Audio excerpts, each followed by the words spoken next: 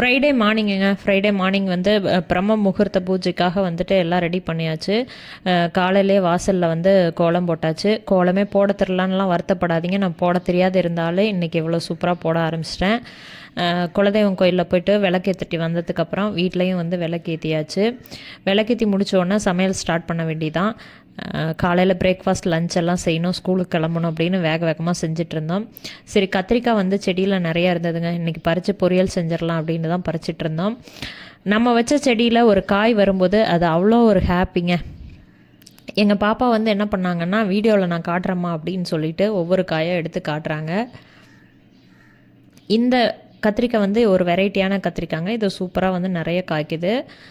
Evening போல் வந்து என் husband வந்து தட்டுவடை set வாங்கிட்டு வந்திருந்தார். அதை வந்து நான் சாப்பிட்டு காட்டுறேன் அப்படின்னு சொல்லிட்டு ஒரு ஆள் வந்து எடுத்துக்கிட்டு இருக்காங்க. இந்த தட்டுவடை செட்டு ரொம்பவுமே ஸ்பைஸியாக இருந்ததுங்க. இது மாதிரி மினி விலாக் வந்து உங்களுக்கு பிடிச்சிருந்தா லைக் பண்ணுங்கள், நம்ம சேனலை சப்ஸ்கிரைப் பண்ணிக்கோங்க. இன்னொரு வீடியோவில் நம்ம பார்க்கலாங்க.